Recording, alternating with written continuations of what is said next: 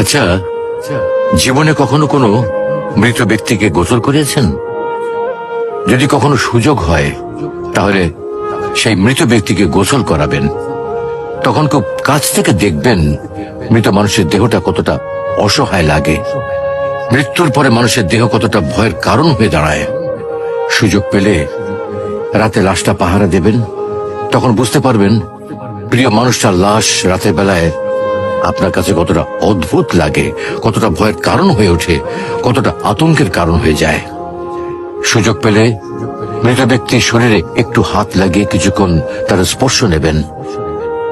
আপনি তখন উপলব্ধির সুযোগ পাবেন এই পৃথিবীতে বিশাল প্রভাব প্রতিপত্তি মৃত্যুর পরে কতটা নির্যাতনের রূপ নেয়।